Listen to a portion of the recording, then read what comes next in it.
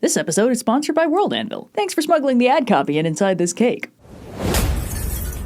If you were to analyze literature from the absolute most broad strokes perspective possible, you might quickly come to the conclusion that most stories are about people who don't want to be wherever they currently are. Whether that's a vague existential malaise, or a highly specific antagonistic threat, or a general I want song, or a hero's journey hitting the consequences for their refusal of the call and getting their home village burned down, most characters get their plot kicked off by wanting to be somewhere that isn't where they are right now. In the rare stories where this isn't the case, the hero tends to be uprooted anyway, and then spends the rest of the story wanting to go back to where they started, which conveniently loops right back into not wanting to be where they are right now. Now, this school of broad-scale analysis is fun, reductive, and typically pointless, but today it's going to help us highlight a fun space of stories that are basically this principle boiled down into its purest form. When you want to explore how a character handles being stuck somewhere they really don't want to be right now, you might want to put them in a prison break plot. In fiction, prisons most commonly appear as locations where villains are non-lethally disposed of and/or break out of to become problems. Their security and impenetrability is commonly bragged of, but usually quickly disproven when the bad guys break out easily and/or repeatedly. Jokes are often made at their expense, and characters might become self-aware of how prisons seem absolutely useless at actually keeping any major villains from being problems. While the in-universe Watsonian purpose of these prisons is to detain villains, the Doyleist reason these prisons exist is to both give the heroes a way to get rid of their bad guys without having to do some straight-up extrajudicial murdering about it, and to facilitate a rotating rogues gallery of bad guys to cycle in and out whenever the writer wants to mix up the plot. The prison is basically little more than a villain's storage facility, so when the writer wants to bring back an old favorite problem child, they'll just go from being safely imprisoned to effortlessly breaking out in the space of 10 minutes so they can make a nuisance of themselves for a few episodes. Sometimes an extra spicy bad guy will break out only once under extraordinary circumstances, and then be defeated for good before being placed back on the shelf for potential future use. Villain prison breaks tend to be quick and painless, usually just serving as an inciting incident for the heroes to respond to. However, none of this quick and easiness applies when the heroes are the ones breaking out. The prison break plot is a stock episode format where at least one major character is imprisoned, almost always by an antagonist, and the plot is them escaping, sometimes with outside help. It has hefty overlap with both the damsel in distress and the heist plot, kind of a fusion of the two, where the heisted MacGuffin is a character who can play an active role in the proceedings. The core appeal of the prison break plot is the process by which the characters bypass or overcome the prison's security measures before making their clever escape. And while it's a fun thought experiment in isolation, it also presents a unique space of interesting character potential by putting all the characters involved in a very tense situation that automatically casts them as underdogs against an overwhelmingly powerful and dispassionate threat, a situation that most characters are not accustomed to. Because of this, the prison break plot usually works best as an episodic installment of a longer-running series, where an established cast of characters the audience is already familiar with plans a breakout or rescue, and the audience gets to see them handle the unique challenges and stressors of the subplot. But it can also work in other contexts, like a character origin, the plot of an action movie, the first third of a bigger action plotline. It can even be a cold open that starts the rest of the story, or how the band gets together before the big adventure. It's a versatile little chestnut, probably because it's basically what you get if you boil down internal character conflict to its absolute most concentrated form. Character doesn't want to be where they are, antagonist wants to keep them where they are, conflict ensues. As a stock episode, the prison break plot has certain elements that very rarely change. The big one is the authority. This is the force keeping our hero or heroes imprisoned. This authority capturing those heroes is the inciting incident for this plot. The authority is usually a vast nebulous force like a government or other legal system, but it'll typically be personified by individual representatives like wardens, someone who can put a face and personality to the otherwise distant and massive antagonistic figure that backs the prison. The authority can be a full-blown evil overlord and corresponding evil empire, but it can also be a completely neutral party that's just enforcing its own laws in a way that the heroes don't like, which ties into the second factor, the reason. This is why the authority imprisons the protagonist, and it's usually not given too much focus after the initial inciting incident. Maybe the protagonist unknowingly broke some local law, or very knowingly broke some universal law, or they got unjustly framed by some enemy, but the reason can also be something internally villainous, like the authority is innately evil and captured a good guy for being not evil, or gladiator combat is super rad, or prison industrial complex bad actually. The reason doesn't generally factor into the plot too much. It's not like the heroes will get a chance to disprove it in a court of law or find a reasonable authority figure to help them out if the plot is determined to make a prison break happen, but the reason can sometimes add a ticking clock that the heroes need to work around if it incorporates an authority-mandated time limit, like a public execution ocean or getting shipped off to an even more impenetrable prison. And then there's the defenses. This is the most tangible, plot-relevant element to the story because it's what the heroes are going to need to work around to do the prison break. Wardens, guards, locks, surveillance, controls, laser grids, all of that is here, in the problem zone. The defenses are usually touted as impenetrable, and the main challenge for the heroes is going to be figuring out how to penetrate them, either from the outside to break in, or, with a bit more difficulty, just from the inside to break out. The defenses are usually where the writer's creativity shines, because they're basically the practical antagonist of the story, and they're what makes the prison interesting. Prisons in these stories usually have at least one fantastical gimmick to make it more unique than big locked door. How will your heroes escape if the prison is housed in an active volcano, or the middle of the ocean, or floating in space? What if there are electric floors, or they have to do gladiatorial combat, or it's the entire island of Manhattan? The more buck-wild the prison, the more fun it can be to figure out how to break it. It's why escape rooms aren't just featureless boxes with number puzzles and combination locks. The gimmicks are what make it fun. There are a couple other elements of the story that are optional depending on the format. One of those is the friends on the outside, any allies that the imprisoned character might have coming to their rescue. This is pretty common, but it's not universal, since some breaks are completely internal with no cavalry on the way, and it can be pretty dramatic, albeit very difficult, to have a character figure out how to break themselves out all on their own when the prison is specifically designed to make that impossible. But in cases where friends on the outside are coming to help, they often end up meeting the imprisoned character halfway, running into them breaking out while they're breaking in. And the other optional element is the friend on the inside, a fellow prisoner who helps out the imprisoned protagonist, usually physically defending them and/or teaching them how things work on the inside and any other helpful mentor tidbits they might know. In stories where the prison has a notably complicated gimmick, it's very helpful to have one of these guys around to get the characters and audience up to speed on what exactly is going on. The friend on the inside is usually either a big guy or a wise old mentor, and both of these stock characters have remarkably high fatality rates, so the friend on the inside stands a pretty good chance of dying on the way out, which is tragic and poignant and stuff, and also saves the writer the trouble of figuring out what else to do with them, which is convenient. Now, like all heist-adjacent plots, the prison break follows the unspoken plan guarantee, which is that thing where if the characters explain their plan on screen, anything the audience sees is guaranteed to be disrupted or get interrupted or otherwise go wrong. But if the characters just say something like, "Here's what we're gonna do," and then the camera pans out so the audience doesn't see their explanation, then whatever the character's plan has a good chance of success. This is less of a trope and more of a phenomenon that naturally arises from certain elements of storytelling. If the audience has already heard the entire plan, seeing the plan play out as described is going to be redundant for them. But if the audience doesn't have all the information, seeing the plan play out can still be excitingly tense, since the audience doesn't know which parts are planned and which ones aren't. Maybe the mastermind getting captured is the plan going wrong, or maybe it was the plan all along. Maybe one of the characters has gone rogue and sold out the team, or maybe they've coordinated it to look like that so they earn the villain's trust. As long as the audience doesn't know the plan, anything could be the plan. So when a prison break plot is happening, the less the audience knows about the plan, the better chance it has of succeeding. And in contrast, if we get the full rundown of everything there is to know about the prison and exactly how they're gonna break in and out, it's pretty much guaranteed that nothing is gonna go how it's laid out on paper. Guards will change up their patrol routes, or an unexpected mini-boss will turn up, or it'll turn out that the bad guy knew about the plan all along and took steps to specifically thwart it. Whatever the specifics, if we know the plan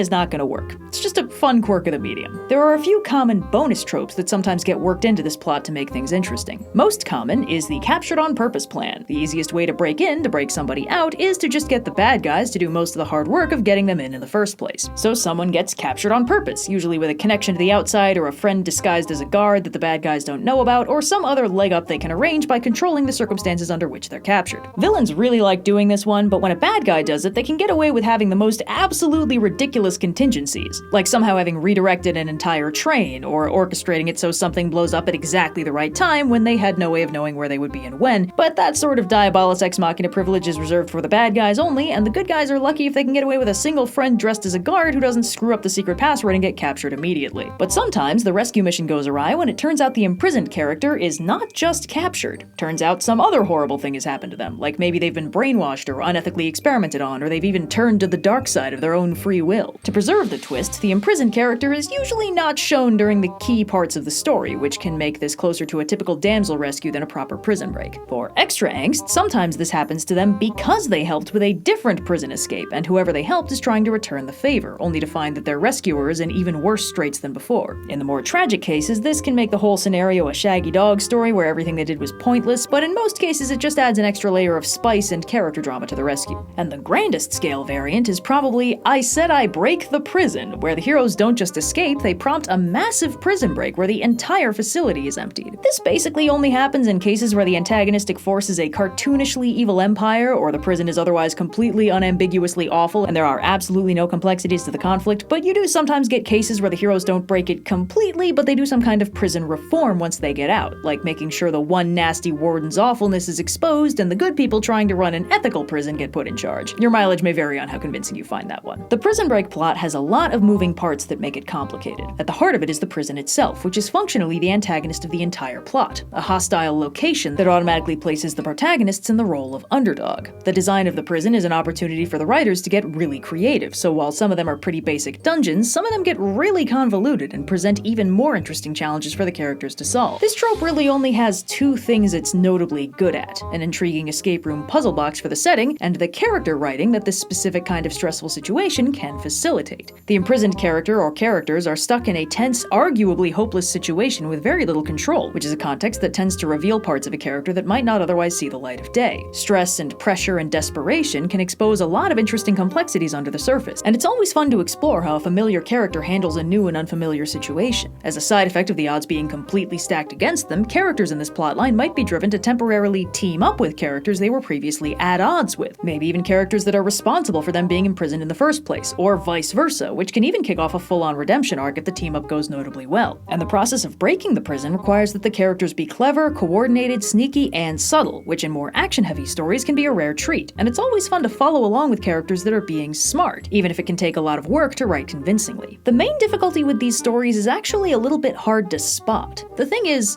prison break stories are usually good at least one of the two main factors of the story: the clever escape or the fun character moments. And if it's notably good at one of those things, it can get a little hand-wavy with the other. A prison break plot that gets really deep into exploring how the characters handle the imprisonment, the breakout, or the rescue can be fun to watch even if the prison is just a garden-variety dungeon with a locked door, and the actual breakout process is just a matter of knocking out guards and picking locks. And a really complicated prison with a ton of impenetrable defenses and wacky gimmicks can make for a very fun escape plot, even if the actual characters are basically just puzzle-solving machines perfectly executing their clever escape. Sometimes a story nails both elements, and you get a really good prison break where the prison itself is interesting and the character arcs are fascinating to watch. But sometimes these stories get a little bit wobbly in places, and it usually happens for the same reason all clever plan plots get wobbly: the simple fact that figuring out a genius plan is a tall order for a writer to pull off. There's a rule of thumb when writing mysteries that the writer always needs to know the solution before they start writing anything else, and it's not just so the whole thing actually makes sense and is fair to the audience, it's also just way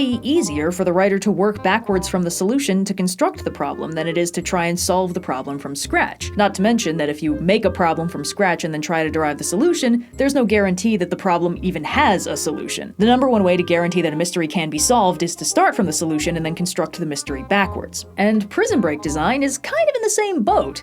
Except not really. You can start with the prison and all its wacky gimmicks and try to figure out how it can be escaped, which is a fun thought experiment that a lot of people have a lot of fun with, speculating over how different security measures could be bypassed. And because a prison is not a problem designed to have a solution, this makes a lot of sense. But a lot of the time, it's just easier to start with the solution and work backwards. If you want the heroes to escape through the air vents need to be imperfectly guarded. If you want them to short out the electrical system needs to be improperly insulated. If you want them to impersonate guards, the guards need to be bad enough at their jobs that they can ambush them and take their stuff. And while this makes for a cleaner, simpler solution, it undercuts the structure of the prison by building in a weakness for the characters to exploit. And the more obvious the solution, the less it makes sense that the prison design didn't account for it. Unlike mysteries, puzzles, and good escape room praxis, when writing a prison break plotline, the best results usually come from stories that don't have the solution baked into the design. There's a fundamental difference between a character uncovering an inobvious solution that has always been there, like a detective solving a mystery, and a character piecing together a solution from a bunch of disparate elements that have never been combined in that way before. The first makes a good mystery, the second makes a good prison break. So, yeah. And thanks again to World Anvil for sponsoring this video. As you may know, World Anvil is a browser-based writing and world-building software designed to help creators keep all their work organized and in one place while they're doing all that writing and world-building. No more scattered post-its and random notes files on your phone. World Anvil keeps it organized so you'll never misplace crucial concepts again. World Anvil's got all the tools a world builder needs, like interactive maps, custom timelines, and fully customizable wikis with over 24 article templates. And features like Chronicles let you connect maps to timelines so you can keep track of your plot lines across time and space. Plus, with the newly expanded Family Trees tool, you can keep track of all the convoluted interpersonal dynamics at play in your cast of characters. And once the world is all built, World Anvil has plenty of tools you can use to write. With its built-in word processor, you can keep all your notes right on hand while you write your actual story straight from the dome to the page. If you're interested, and why wouldn't you be, World Anvil is offering a discount just for you. Use code OverlySarcastic for 51% off any yearly membership, and thanks again to World Anvil for sponsoring this episode.